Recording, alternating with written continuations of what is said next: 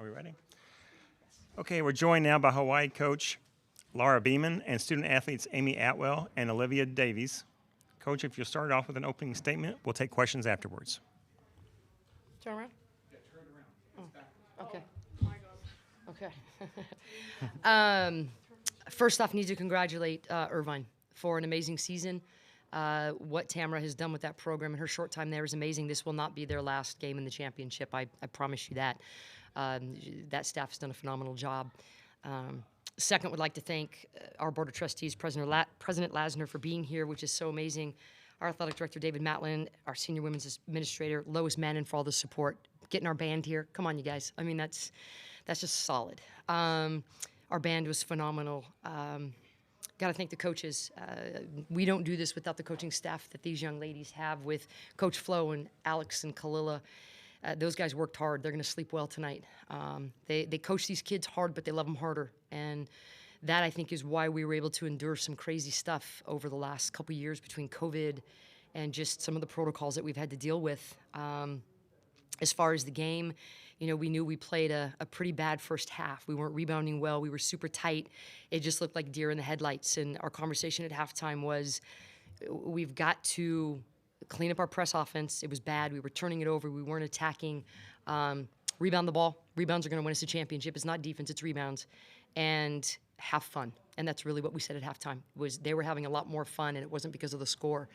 And when these guys all of a sudden clicked and got that run in the third quarter, you could see them having fun. You could see them starting to rebound. The lights got a little dimmer.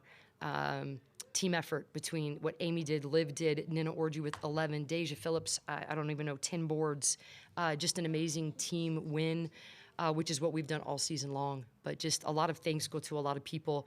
I couldn't be more proud of this team and what they've done. It's amazing when you coach for the state of Hawaii, because there's a whole lot of people in Hawaii right now watching this, and you have no idea what these kids are in for when they get home. It's going to be a great experience. So I'm almost, well, obviously not speechless, but incredibly overwhelmed and proud of this group. Okay, we'll take questions now.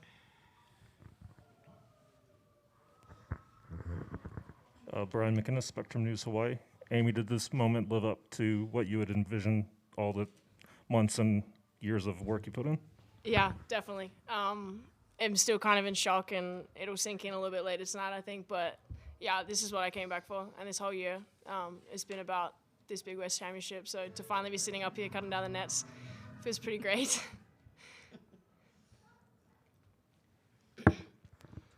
Angus Wong, New University, UC Irvine. Amy, Coach D had high praise for you after the game. She knows about your intentions to enter the WNBL, but she thinks you're WNBA ready. What do you have to say about that? That means a lot coming from Coach. She is a great coach, and like Coach Beeman said, Irvine's is gonna be back in the championship game in the next few years. She's a great coach and has great players. That means a lot coming from her, and definitely something I'm gonna continue to work towards. Next question in the back.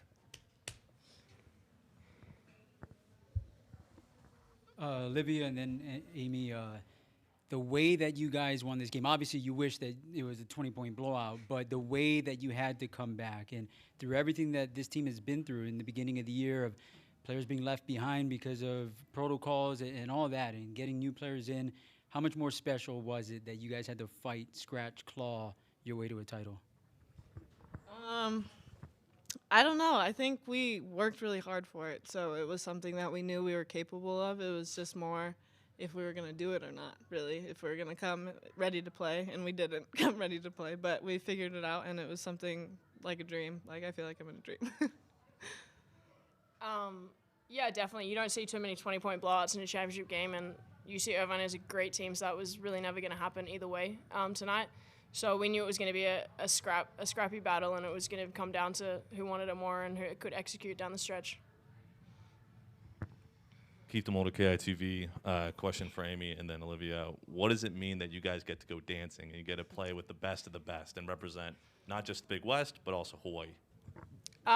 It's super exciting, and it's something that I've been waiting 6 years to do. When I was getting recruited, the year before I came in was actually the last time they went. So I kind of got a glimpse of all that through my recruiting process and was like, that's what I want.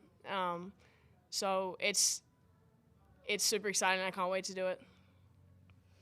I think it's super special too, just kind of seeing how we match up with other competitors just in the country, the top teams, and I think it's kind of funny, just like our small little team, like going to the dance and like making that experience, and I think that's just special in itself.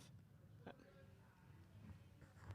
guess to all of you, when Amy finally hit that big three to spark that 14-0 run, did you guys say, "Now we're going, she's back, she's free"? Always. It's always nice when Amy hits. And also in the front here.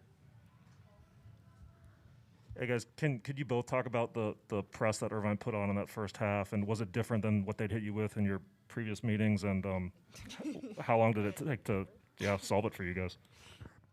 I think we made it look different more than anything. It's kind of the same press they've been running all year. They definitely turned up the intensity, but we kind of played really tight and just not kind of our basketball in the first half. We enabled them to trap and the pressure to affect us. Definitely had some things to clean up at halftime, but it wasn't anything new or anything we hadn't covered. It was us not executing. Amy, I know we've asked this question a bajillion different ways, but like we talked about, the last dance, your final year, how special is it to, that you end, your senior year with a chance to, or to go to the title, win the title, and now you're going to the NCAAs? Yeah, not many people can kind of end their senior year and end their collegiate career like this. It's been kind of a fairy tale year, all year, regular season conference champs, and then tournament champs. I couldn't have done it without any of my teammates or my coaches and everybody that's been a part of my journey these 6 years. But I'm just super grateful that I've been able to kind of end this way. Okay, we have a question now on Zoom from Marlon. Go ahead. Hey, Olivia, Marlon here with the Aggie. You guys were 0-10 in the first half. You guys were struggling from beyond the arc. Can you walk me through when you hit that first three-pointer and everything was downhill from there?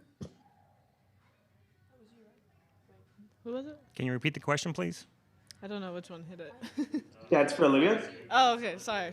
I didn't.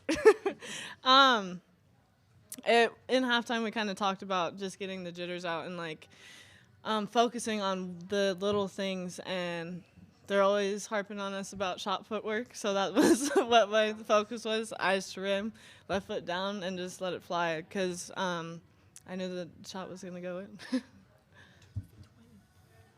Any other questions for her?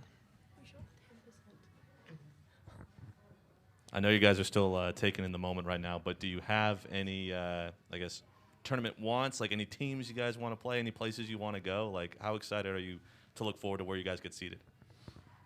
I mean, we'll play anyone, anywhere. It's just about the opportunity. We'll see who we draw, but yeah, it's just another opportunity to play the game we love. What she said. Any questions for Coach? Oh. Great. Coach, I know we talk about like every single game you guys win, but just to talk about Amy and what she's meant, and now you're able to give her a proper send-off. You guys are going to the tournament. What does that mean to you? Hopefully we're not done. A lot of times you get to this point and it's like, oh, we've made the tournament, and then you kind of lose your focus on why you're going to the tournament. And I know our draw is going to be very difficult, but we're not just going to the tournament. We want to win. We want to make a statement if at all possible. This is a special group of young ladies. They fight. I would love to send Amy off with at least one NCAA victory, not just this. Let's just really go for it, right? What she's meant to the program, and I haven't shared this with Amy, but there will be little girls one day that will say, I want to be Amy Atwell and come to Hawaii and be Player of the Year and win championships. There will be a legacy left. And you only get that when you are humble, when you work, you earn it. Every one of her teammates wanted it probably more for her than they did themselves. And I've said this several times over the course of the last couple of weeks, Amy is the kind of kid you want to coach in your career because she does it the right way. So it makes you a better coach, and this relationship, it's going to change, obviously, when our season is done, but this kid will never be out of my life. Just she's too special. But what she's done for Hawaii and the state, for her teammates, for myself, she's left a mark, and it's a good one. Can't get rid of me that easy. No, I cannot get rid of her.